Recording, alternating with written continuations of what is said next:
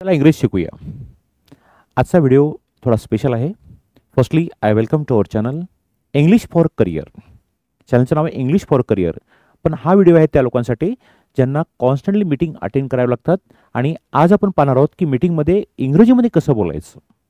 कारण कसं असतं, कोणत्या गोष्टीची ट्रेनिंग असते. मी थोडासा प्रयत्न करणार आहे की मीटिंगमध्ये कसं बोलावं आणि कशा प्रकारे बोलू नये. What to talk and what not to talk. कारण हे दोन्ही गोष्टी कळायला पाहिजेत. कसं बोलावं हे पण कळायला पाहिजे आणि काय बोलू नये हे पण कळायला पाहिजे. कारण की आपल्यापैकी बरेच लोकांना तुम्ही पाहिलं असेल अनेकदा मीटिंग अटेंड करावे लागतात. मग त्यावेळेस काय असतं की सगळे मीटिंगमध्ये जे काही समोर सदस्य आहेत ते आपल्या बोलण्यानुसार आपल्याला जज करत असतात. त्यामुळं बोलणं दोन प्रकारचं असतं. There are two types of talk और मे बी डिस्कशन और may be speech. One is ordinary, second is extraordinary. One is common, second is uncommon. And of course one is simple and second is sophisticated. Of course आणखी त्याच्यामध्ये काय आहे, formal आणि informal. Formal बोलता आलं पाहिजे.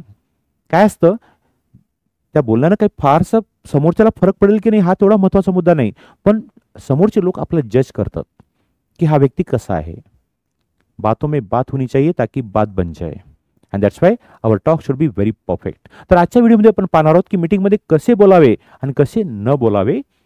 What to talk and what not to talk. I repeat the points. तर सर्वात पहिले जे रेड मार्क आहेत हे they show that we should not talk like that and white mark show that we should talk in the same manner. I am right. Let start the first one. तर पहिला आहे according to me बोलताना थोडंसं avoid करायचं. According to me हा expression structure ठीक आहे, परंतु इम्प्रेशन नाही आहे, प्रभावी नाही आहे. त्याऐवजी काय वापरायचं, इन माय ओपिनियन.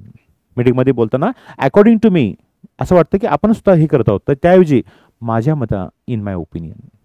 करेक्ट. हे झालं पहिलं वाक्य. दुसरं वाक्य काय, it is just my opinion असं बोलण्याच्या ऐवजी it is just my opinion म्हणजे आपण आपल्या ओपिनियन फार ठाम आहोत असं होतं.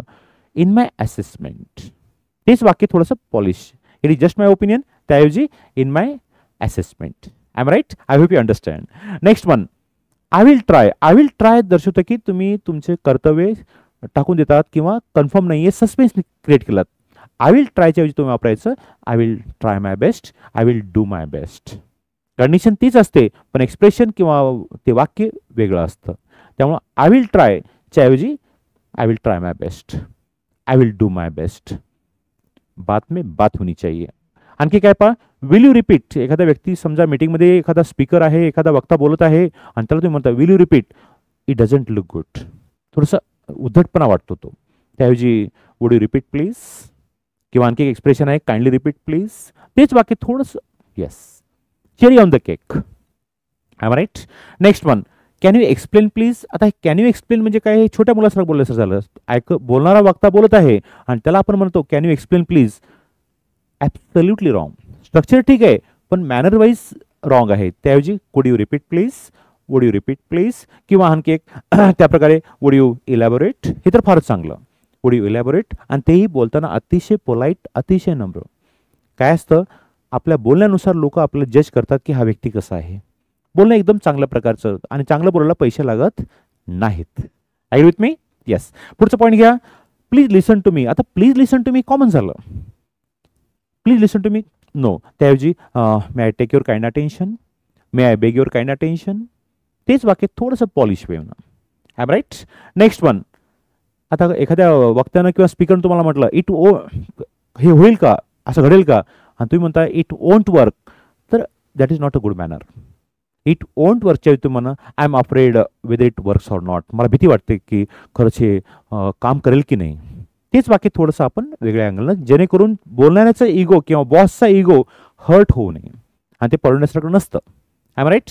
पुढचं घ्या, आय डोंट ॲग्री. एखाद्या पॉईंटला तुम्ही म्हणलात आय डोंट ॲग्री, तर it doesn't cast very good impression. त्याऐवजी मी याला सहमत नाही म्हणण्याच्या ऐवजी sorry with all due respect I disagree. मी याच्यात सहमत नाही आहे.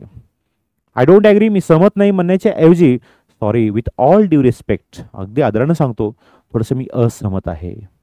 तेच वाक्य थोडंसं येस. त्यामुळे लँग्वेज कशी पाहिजे, कॉमन की अनकॉमन, ऑफकोर्स अनकॉमन. सिम्पल की सॉफिस्टिकेटेड, सॉफिस्टिकेटेड. इनफॉर्मल की फॉर्मल, ऑफकोर्स फॉर्मल. आणि हे सगळे वाक्य मीटिंगमध्ये आपण जनरली वापरत असतो. फक्त मी थोडं त्याला पॉलिश वेनं सांगितलं आहे आणि मला वाटतं ते तुम्हाला नक्की आवडला असेल. व्हिडिओ नक्की आवडला की नाही कॉमेंट बॉक्समध्ये लिहा. त्याला पैसे लागत नाहीत. आणि खरंच जर आवडला असेल तर पुढचा व्हिडिओ तुम्हाला पाहण्यासाठी सबस्क्राईब नक्की करा, माझ्या फायद्यासाठी नाही पण पुढच्या व्हिडिओच्या नोटिफिकेशनसाठी, आणि त्यालासुद्धा पैसे लागत नाहीत. It's free of cost. Okay, meanwhile I take your kind leave. Have a great time. Bye bye.